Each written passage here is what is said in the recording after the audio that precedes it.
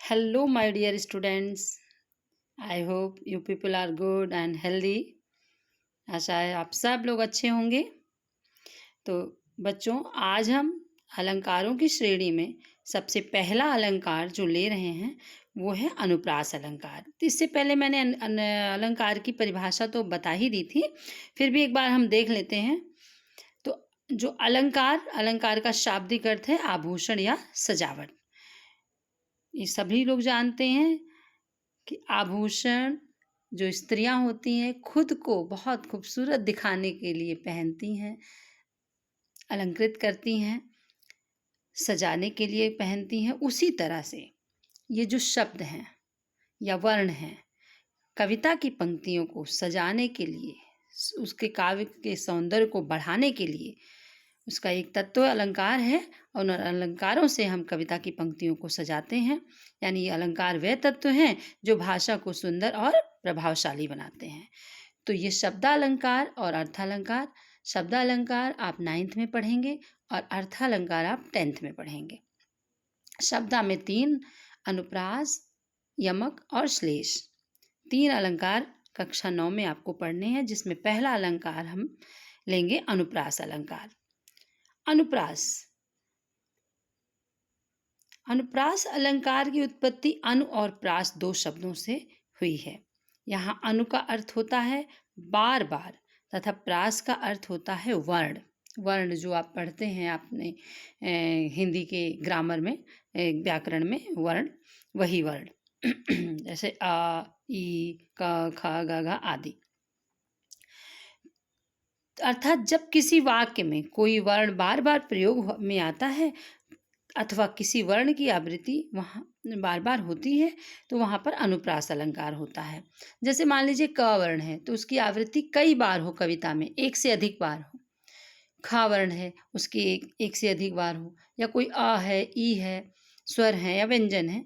इस तरह से उनकी जो आवृत्ति है वो बार बार कविता की पंक्तियों में आ रहे हैं, शब्दों में आ रहे हैं, अर्थात वहाँ पर अनुप्रास अलंकार है। अब हम इसको उदाहरणों के माध्यम से देखेंगे। अनुप्रास अलंकार के उदाहरण है। अब जैसे वर्णों की आवृत्ति बार बार कविता की पंक्तियों में होना। अब पहली लाइन देखिए, रघुपति राघव राजा राम। अब देखिए कितना सुंदर वर्णों के माध्यम से पंक्तियों को सजा दिया। र और र की आवृत्ति बार बार हो रही है। उसी तरह से चारु चंद्र की चंचल किरणें, इसमें किस वर्ण की आवृत्ति बार बार हो रही है? च वर्ण की। तो च, चारु चंद्र की चंचल, एक से अधिक बार आवृत्ति हो गई, यहाँ पर अनुप्रास अलंकार है। काली काली कूकू करती। अब इसमें देखिए तीसरी लाइन में का वर्ण की आवृत्ति बार बार हो रही है। हम शब्दों की आवृत्ति नहीं कह रहे हैं बच्चों, यहाँ पर वर्णों की आवृत्ति हो रही है, ध्यान रखिएगा। वर्णों की आवृत्ति शब्द के पहले भी हो सकती है, शब्द के बाद भी हो सकती है। अनुप्रास के तमाम कई सारे भेद हैं, वो आपको नहीं पढ़ने हैं, वो हायर क्लासेस में पढ़ी जाती हैं। लेकिन अंत्यानुप्रास है, छेकानुप्रास है, तमाम तरह के अनुप्रास हैं। लेकिन हम यहाँ पे सिर्फ अनुप्रास अलंकार जो कि आपको मोटा मोटा पढ़ना है। काली काली कूकू करती, का वर्ण की आवृत्ति। इसी तरह से शब्द के अंत में भी वर्णों की आवृत्ति हो सकती है। जैसे मैं एक उदाहरण यहाँ लिखी नहीं हूँ, ऐसे ही बता रही हूँ। जैसे कहत नटत रीझत खिझत मिलत खिलत खिसियात। अब हर शब्द में ता वर्ण की आवृत्ति हो रही है, तो भी वहाँ पे अनुप्रास अलंकार होगा। आगे देखिए अन्य उदाहरण देखते हैं। मधुर मधुर मुस्कान मनोहर, मनुज वेश का उजियाला। यहाँ पे किस वर्ण की आवृत्ति है? मधुर, मधुर मुस्कान मनोहर, माँ वर्ण की आवृत्ति हो गई, यहाँ पर अनुप्रास अलंकार है।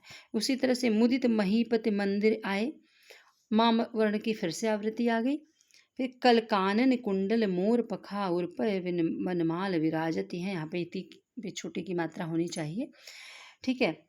तो क वर्ण की आवृत्ति बार बार हो रही है। आशा है आपको समझ में आ गया होगा कि जहाँ पर कविता की पंक्तियों में किसी भी वर्ण की आवृत्ति बार बार हो रही है वहाँ पर अनुप्रास अलंकार होगा। बहुत आसान है समझना, अभ्यास करेंगे तो बहुत आसानी से समझ में आ जाएगा। धन्यवाद। आपका दिन शुभ हो।